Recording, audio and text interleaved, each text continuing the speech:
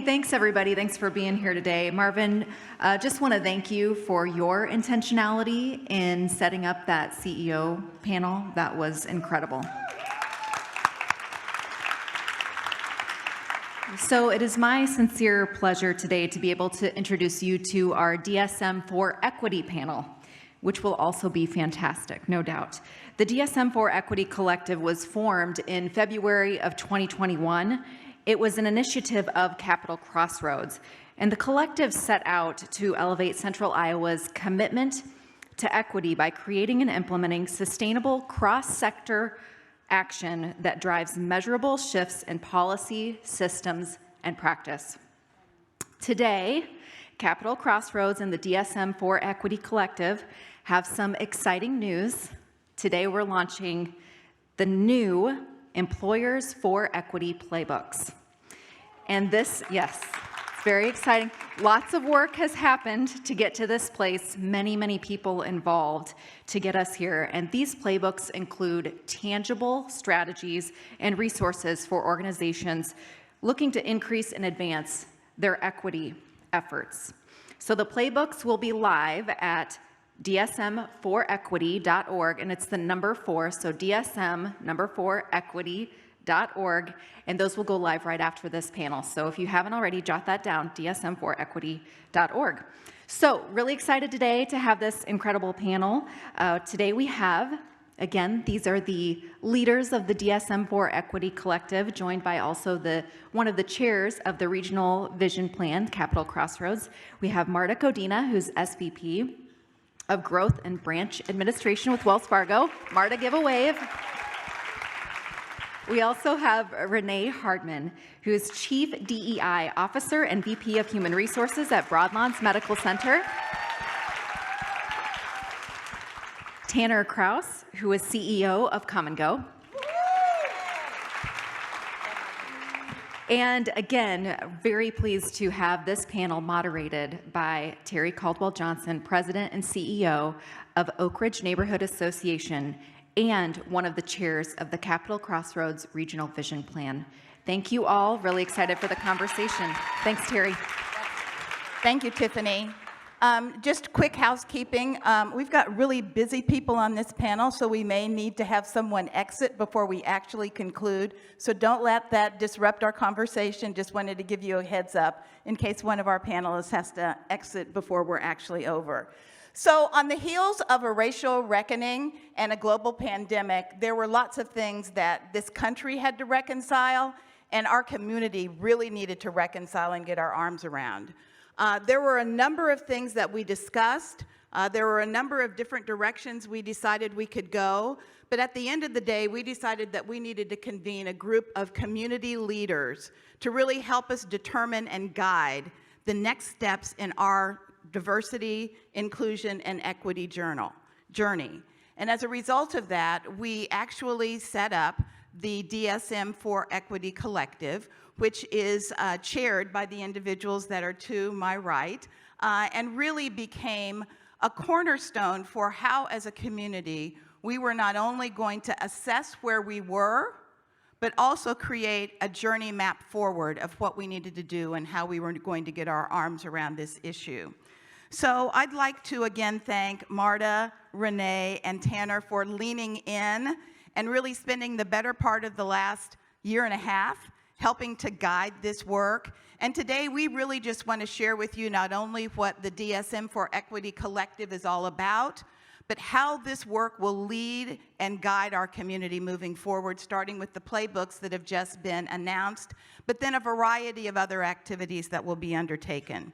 So I'm going to start with you, Marta. All right. Can you just share a little bit more beyond what Tiffany shared about the DSM for Equity Collective and what that really means to our community? Absolutely. And Terry, I want to thank you personally for asking me to lean into this, because it has been an absolute privilege to get to work with these two, I would consider friends and leaders in the community, to really make some sustainable change, create sustainable change in our community. And I am that person that has to exit at 10:45, so I apologize. But we were running a little bit late because of the incredible commentary that was up here in the prior panel. So yeah, not a problem. So let me just mention, I want to just mention the actual purpose statement very quickly. I know Tiffany shared it briefly, but we really selected racial equity to lean into. And again, creating and implementing sustainable cross-sector action that drives measurable shifts in policy, systems, and practice. That's a lot. So we got together, it's been almost 2 years. We selected, there were 20 community leaders that were very carefully selected to form the collective. Very, very diverse backgrounds in every possible dimension you can imagine to really bring together the passion that we needed to really figure out how we measure some of these outcomes, create policy changes, action steps that not only businesses, local councils, organizations, and jurisdictions can lean into. So it's a big body of work, and I can't tell you how excited I am today to finally see this work getting announced. Thanks, Marta. So I'd like to maybe go to you, Renee and Tanner, just to talk a little bit more about why the collective was created and some of the data that led us to feel like this is definitely not only the right time, but also a way that we can really begin to illuminate ways for our community to move forward. Thank you, Terry. I first, before I answer that question, I just am still in awe of the panel that we just witnessed, of these 4 African-American men that are leading the way and the path. I just wish so many young kids could have seen this. It's just inspirational, so I just thank them. Not because my boss was on the panel, but because there was so much wisdom and knowledge. Okay. I also want to say thank you for the invitation to have served on this collective for a couple of years. I remember when I got the call from Angela Connolly and she asked me to serve, and you're like, okay, do I need another committee? But when I found out what the purpose and the desire of the Capitol Crossroads was, you have to say yes. And then to get to work with these 2 individuals, my sister and brother from another mother, I couldn't say no. But the collective really was formed, as Marta said, a couple years ago, to do what it is designed to do, is to bring forth organizations from all diverse backgrounds and sizes, nonprofit, municipalities, corporate, and otherwise, to really tackle an issue that I think that Des Moines been trying to tackle for a while, but it was ebb and flow, pieces here, little pieces there, this and that. And so I think that Capitol Crossroads was wise enough to say, let's convene a group of thought partners in this space to bring about collective change for the metro. Not what's just good for my organization or your organization, but what's good for the metro. And I remember, I will say this, and I'm not going to embarrass Tanner, but I want to just share that when we first met, we were kind of thinking through what we're going to call ourselves and what the mission was. And we wrestled with that a little bit. And it was Tanner who said, let's call this what it is. Let's focus on racial equity. Let's not run away from that word. Let's run into it and lean into it. And Tanner, I'll never forget that moment. I could have said that as an African-American woman, and it could have come off a lot differently or perceived or received differently. But sometimes when a white male who's leaning into this space, and I'm just speaking truth, and I think you guys know what I'm saying, when he said, we are gonna focus on racial equity, it really changed the whole mindset of our collective work. And so I want to applaud you for that, Tanner, and I really do. I want to applaud you for that. And once we decided that we're not going to boil this ocean, we're going to deal with one piece to this, then things begin to click. And we begin to say, it's really around racial equity where this city, while it has the desire, we need more. And so, and I know that you can speak to some of the data that's out there, Tanner, about what drove our work. Yeah, thanks. And thanks for you all for being here. And Renee, you're always so sweet. So obviously this was founded late 2020. We know what was happening in the world at that time. And, the leaders of this community know what Des Moines has, know what the Greater Des Moines area has for qualities of life and benefits and that. And, those that tout our great city often cite a lot of top 10s that we end up on. Best places to raise a family, best places to start a business, best places to get a job. There's a lot of good things that we have to tout.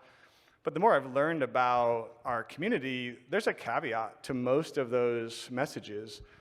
We are that great if you're white. And you look at the data, and it's not the same story for our friends of color. And as a member of this community, I'm motivated to change that. I'm motivated to drive equity. And as are the people on this collective. You look at 1 in 8 people in central Iowa are housing burdened. More than 50% of their income goes towards their housing. That number rises to 1 in 4 for African American friends. You look at the unemployment rate of 2.7 for white people. The Latinx community has a rate more than double that. The African American unemployment rate is almost 5 times what it is for white people. So yes, it's great with a caveat. And when we can collect the energy and the resources and the brainpower of these leaders, we can do something about that and make Des Moines a better place for everyone. And so that's what this is all about. Thanks. Thanks for that, Tanner. You know, each of these individuals are super busy, not only with their professional endeavors, but all of the other things they're doing in the community. And there are a lot of other things that they could have said yes to. But they said yes to the DSM for Equity Collective. And I'd like to hear just a little bit more about why you did say yes. All right, I'll get us started. I think about the last comment or the quote we heard about being transformational versus transactional, and that really resonated with me.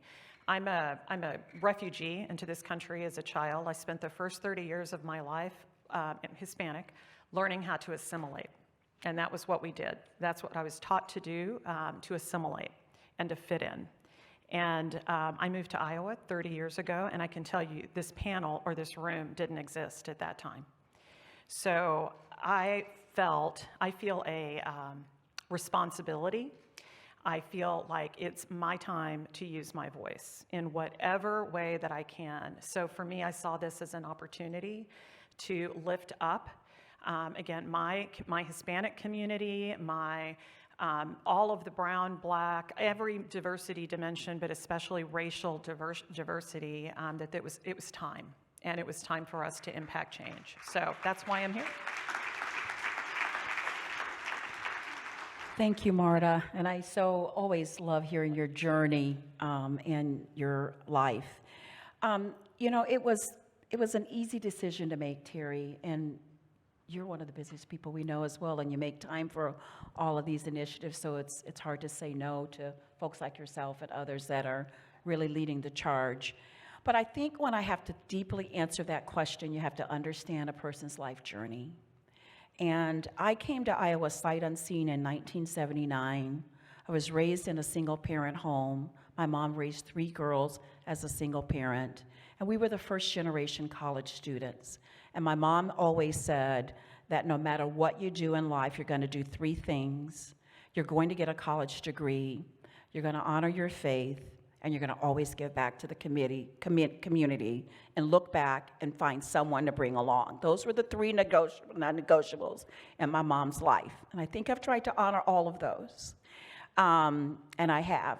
And when I looked at, there was a statistics about Des Moines, and there's a lot of great things about Des Moines, but we have to speak truth to power. There was a survey that thought that Des Moines was not the most favorable place for African Americans. I didn't publish it, it was published itself. And when you read that, and as an African American, you have to say, my God, my journey to Iowa had its ups and downs, but I think I've navigated it well and made good friends and networked well and did well. But I'm a part of a collective community that doesn't feel and experience life the way I may have experienced it. So that really bothered me. And I'm like, what can we do? And I said that I can only do one thing at a time and make an impact where I can. And so wherever I worked, whether it was working at Bankers Trust or working at Big Brothers Big Sisters or Nat Broutlands, I was going to make a commitment to try to make every one of those places better than how I found them, as it relates to equity and inclusion and a sense of belonging. And so I guess it's part of my life passion. When I ran for city council, and as the first African-American woman to be elected to West Des Moines City Council in a 125-year history of a city, we applaud that, but it's kind of sad. It's a state of affairs that shouldn't be. And so I think all of this collective efforts will allow us to begin to stop saying we're the first. I want to stop saying we're the first. I want to say you're the 10th, you're the 11th, you're the 12th. And so I just think that we have great minds in this city, great hearts, great desires, great intentions, but we have to be more intentional, and we have to change the status quo. And we have to not be guardians of status quo and not be afraid to change and to rock the boat. And I think sometimes I hear this phrase, Iowa nice, I get it, but sometimes Iowa nice gets in our way. It gets in our way because we need to move beyond Iowa nice and speak truth. And sometimes uncomfortableness allows us to grow. So I want to be a part of the solution, not a part of the problem. And so that's why I said yes to the question and yes to the commitment. Love that. So again, we're late 2020. I'm just living in my bubble, trying to keep my head above water. And, you know, as the events of that year and the events of the last few years have unfolded, I've tried to make it a point to educate myself on what's going on in the world. And to use Tim's analogy from this morning, if life is a 8-lap race, I mean, let's be honest, I was born on lap 7.5. And I've always wanted to, as I've learned about, you know, what's given me resources, what's given me benefits and privilege, I've wanted to use that to help others that maybe didn't know where the track was. And again, I didn't know how to get involved. And then one day in Q4, winter of 2020, you email me and say, Tanner, I've heard you speak recently, and I think you would be, you know, a real benefit to this body of work. And when Terry Caldwell Johnson thinks that you can be a benefit to promote racial equity in your city, I mean, you of course just say yes. And so here we are. Well, thanks for saying yes, Tanner. And thanks to you, Renee, and thanks to you, Marta, for leaning into this work, which takes us perfectly to the next question, which is, can you talk to and speak about the body of work that has been created over the course of the last year and a half? You guys have been deep, you've been wide, you've been intentional, but you have been really, really focused on ways that we take all of the good research and data that we have to really build on that in a way that helps move our community forward. So let's talk for a moment just about what's been accomplished in the last year and a half. Sure. Lots of learning. And really, that's the first thing we had to identify was what do we need to learn? Because there is a lot of work that's been done. A lot of you in this room, most of you in this room, I would probably venture to guess, have been involved in some sort of work, whether it's through One Economy, the Latinx work, the African American Leadership Academy, Latina Leadership Initiative, others that have really lifted us and lifted DE&I and issues into our community. So we really had to learn from all of the community about what's been done, what have we learned collectively through all of that work. These meetings really provided a baseline for where we needed to go in understanding all of that work and all of that learning that had taken place. So again, if you think about the term collective, that was a great example of, again, being very intentional about bringing together, you know, all of the work that was being done in the community. How could we elevate? How could we align? Again, there's, you know, we get all this passion, you know, together, and we can go to great lengths. The next thing we had to do was really identify, based on that learning, what some of the goals were going to be. So after months of listening and learning and connecting, we really started focusing in on what would our goals look like? How could we move the needle specifically toward more racial equity and collaboration with what was already being done in the community? And we recognized a couple of needs. The first one being data collection and public accountability. So we've got a lot of data out there, but there was really no place where that was being aggregated. And with that aggregation, it comes public accountability, right? When we see the results and when we see the numbers, it's going to create more urgency and more accountability with the public. So having a place, and you're going to get to learn more of, how we can collectively view that data, we felt was very important to identifying our goals. The next thing we had to really think about was what the need was. And one of the needs was understanding what employers needed to improve organizational equity. So if you think about it, again, in this room, many of us come from, large employers, small, specific entrepreneurs. You come from the nonprofit sector, the government sector. We realized that every organization was in a different place, perhaps on their journey. However, what we could provide and what we could bring was to focus in on those specific understandings of the various kinds of constituents that we're trying to work with and really identify specifically what might be good for them. So, and again, we had some steps in terms of implementing, and I think, Tanner, you want to take it from there in terms of how we started implementing? Happy to, and like any good project, when it comes to implementation, we hired a consultant. And so we knew that others in this country have been on this journey, and they were further along than Des Moines was. And you don't always have to reinvent the wheel. That's the beauty of being in the Midwest, is oftentimes there are others around the country that have already gotten to this point. Most famously, at least from our research, the city of Tulsa was ahead of us on understanding the inequities of their community.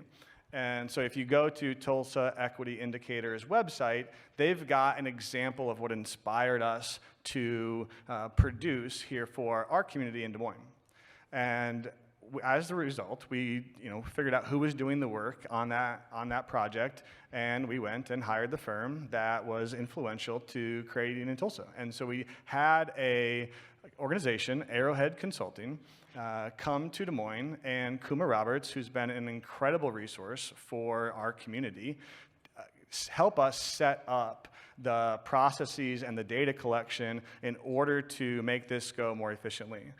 We started by listening, we started by learning, we had conversations as a panel, we had our collective, we were having good conversations, and when it came down to really have the rubber meet the road, Arrowhead Consulting played a huge role in this. And so, with that, we've done 2 major data collections in the last 2 years, and then we let those data tell us how to act after what we learned. And so the first is the publicly available data that the team of Arrowhead Consultants have pulled from all over, again, it's publicly available, mostly government-sourced data, and that tells how these outcomes compare across a variety of spectrums of justice and equity in our community.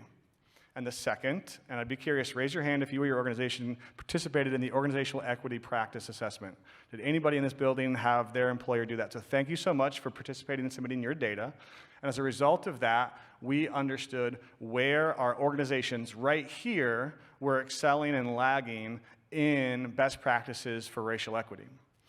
Once we understood where the gaps were right here in the organizations that we're trying to uplift and assist, we then went and built out resource playbooks to turn around and say, all right, you showed us, here's this on the wall. So this is the results of our OEPA. And so with this, you can see, 100 is good, you can see where the data aggregated would show Des Moines organizations are at on our comparison to best practices. And thus, we found the gaps that were most important. We built resource guides and job aids to help these organizations implement and drive change within their teams. And that's what we're publishing today, and that's what we're really proud to be on stage. And Renee can tell a little bit more about those playbooks. I think you said it up really well, Tanner, is that, I think we all know in this work, everything is built on data. I mean, we all like to do good work and for all the good reasons and the right reasons, but data is what drives the results. And so from the data, we recognize that employers needed some help, that employers have good intentions, they have great hearts, they really want to move the needle, but found it challenging for a lot of reasons. And so from the survey, and I think maybe Tanner mentioned it, we surveyed about 200 organizations across metros of Des Moines, Polk County, Dallas, and Warren, and we got a lot of good information. And we have a lot of information where the gaps lie, and where the gaps are, and where the learning opportunities are probably more prevalent. So from that, we are so excited as a result of this collective work. There are what we call employer toolkits, or playbooks, I should say, playbooks. And these playbooks are going to provide you with some good practices from great organizations that will help you strategize around creative things that you can do within your own places to move the needle on equity. And it's a journey, right? We always say that. It's a journey. You're not going to wake up tomorrow and say, kumbaya, we're all together. It is a series of a lot of steps, a lot of changes, cultural changes, but it's powerful and enriching. And so these toolkits will be launched, and we are, while they're, focused on racial equity, it also has, what I said, a lot of good strategies around programs that you can develop, things that you can do, large or small, in your organization. So you're going to find those. We're launching those today, and you can visit DesMoinesForEquity.org, DesMoinesForEquity.org. You can write that down, or you can scan it. Okay. But there's a website that will provide you with collective tools. So we're going to encourage you to go out there and get with your teams and get with your staff members and get with your leadership and talk about some of those strategies and what you might be able to employ. Because a lot of times companies says, I'm too small, I can't do what a principal does, I can't do what a Come and Go does, or Wells Fargo. Yes, you can. Scale it to your size. Scale it to your organization. Do you, but do something. But do something different. And don't get intimidated by the size of organizations, because we all can move the needle, large or small.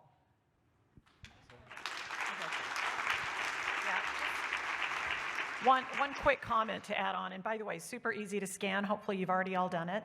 But regardless of what point you're at in your organization, there's a nugget here for you. So whether you're emerging, just getting started, have nowhere to begin, this can give you some of those starting points. Whether you're in the middle, whether you're really great, again, there's some really great ideas. And I would encourage most of you in here probably sit on boards or sit on, some sort of community work as well. Take that to the organization or the board that you serve on too. So there are really some good resources. Mm-hmm. So I'm going to throw a curveball into our conversation before we sort of get ready to close out. But given your organizational perspectives, given your community understanding, and also given the work that you have engaged with over the course of the last couple of years, give me an aha moment that you had as we were going through this journey, as we were working with the collective, an aha moment. Yeah. Oh, so many aha moments.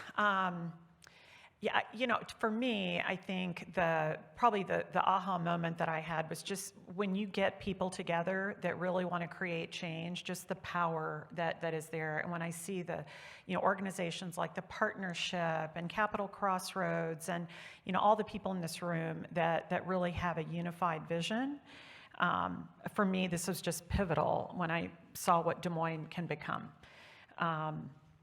And I had aha moments throughout. I mean, really positive ones that, you think, wow, we're better than we thought we were, and others where I thought, wow, we just can't let up. And we can't let up. We can't take our foot off the pedal. And there's a lot more that we have to do. So just, again, that continued urgency. All right, my aha moment, it's a curveball question, is going to expose a blind spot of my white privilege. So we're having dinner at Django, and we're kind of pulling the team together and getting to know one another.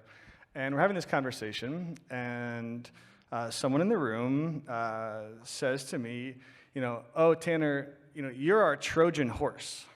And with you, with a white male as a CEO of a big company in this town, you're going to be able to open doors for us that we couldn't get into without you, and you're going to be able to get us funding we couldn't get without you, and you're going to be able to say things that if I said or if they said, then they wouldn't be received the same way. Mm-hmm. And I didn't say, aha, I said, oh, shit, that's different. I get that. Yeah. And that, to me, helped understand the experience for non-white males in this community. Yeah, that's good, Tanner. That's really good. It's good, Tanner. It's a good question, Terry, and I have to go back and think through a couple of things that I'd be willing to share. One of them is a personal one, and then one is something that I took home after one of our meetings and just kind of shook my head to say, my goodness, is this ever going to get better? But the one thing is that when we came together as a committee, I've known Marta for a long time. We've shared a lot of platforms. So her and I really knew each other. I did not know you as well, Tanner. I knew that I go every day and get my Mountain Dew, right, team? I can check her loyalty account. She's great. One time I had rushed to a meeting and I made a mistake and had a cup from another competitor and I drank it on the Zoom call and Tanner was not happy with me. I'm like, Tanner, I'm sorry, I forgot. But I wanted to get to know Tanner better because I knew we were going to be spending a lot of time in this effort. And I remember calling him and I said, Tanner, I have a book I would like you to read. I'd like you to look at this book about the museum that has the lynching museum where, there is a post, it's about slavery and people being lynched, and it was a pictorial book. And I said, would you be willing to look at that? Because I wanted to make sure everything was, we were all on the same page. We were on this journey together. And Tanner took the book, and he looked through it, and he brought it back to my place, and he was very thankful that he looked through that book. It was powerful, it was moving, it was emotional, and that formed a connection with me and Tanner for a long time. And I knew then that Tanner was the right person. I knew it before, but it was solidified that we're going to be in this journey together. And it's an example of how you have to take time to get to know people and don't make assumptions. And help them learn and sharing things, because I just wanted Tanner as a white male to understand and see what is so powerful about why we are where we are today and where we're going. And so, and he received it well and gracefully. So that was an aha moment for me. And then another aha moment was sitting in a meeting and we're kind of rehashing so much of this work. I remember I went home one night and I'm like, gosh, this feels like something we've been doing for 25, 30, 40 years. The words are the same. It's a different venue, different people. Is it ever going to be better? Will there ever be a time where we're not going to have an equity committee? And so I had to kind of pick myself up from sometimes frustration and realize that you have to stay in the game. You have to stay in the game. And you have to realize the struggle is real, but you got to keep putting 1 foot forward, even with this different players.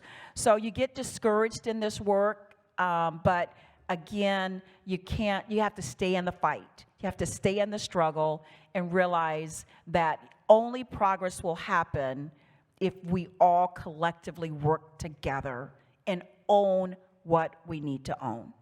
Yeah. Thank you. Thank you all for that. Thanks for taking that curveball question. I know Marta has to exit, and we're about ready to wrap up, but I'm sure that there are people in the audience that are really interested in sort of the next steps and how they might want to get involved. So any tips or hints or ways that individuals who are joining us today can sort of help us all lean into this DSM for Equity collective work moving forward? Thanks. And I got 2 things I'll say here. Obviously, please go to our website and share that with the people in your organization, whether that's your volunteer service, your place of employment, your place of education, or anyone that you think could use those tools. That's been the product of almost 2 years of hard work. Unfortunately, but unsurprisingly, mostly people of color producing job aids to help white people do a better job on racial equity. And so let's acknowledge and respect the work that's gone in. I'm very, very proud of what we've been able to produce and accomplish. This is customized for this community. We've listened and we understood where the gaps were greatest. And then we produced reports that would be most applicable to what you told us. Beyond that, there's a lot of case studies in that website as well. And just as we went to those that have done this work before us and sought best practices and best ideas, you can find real examples of how organizations like Come and Go, like Wells Fargo, like Broadlawns, like so many in this room have what they've done. And the website is catered to give you suggestions, whether you're new in this work, whether you're a little more mature in this work, or whether you consider yourself a leader in this space. We've got resources and suggestions and aids for anyone on their journey there. And so, of course, DSM4equity.org, please go to the website. The second thing I would say is that please have this conversation with those that are not in this space. As I've been a part of this community the last couple of years, I love that I've been able to build deep relationships with many of you, and I regret that we're only able to reach some of the same groups frequently, and we're not reaching the rooms where we can have the most need for change. And so there are major inequities in our community, and we know that we will be a majority-minority society in about 20 years.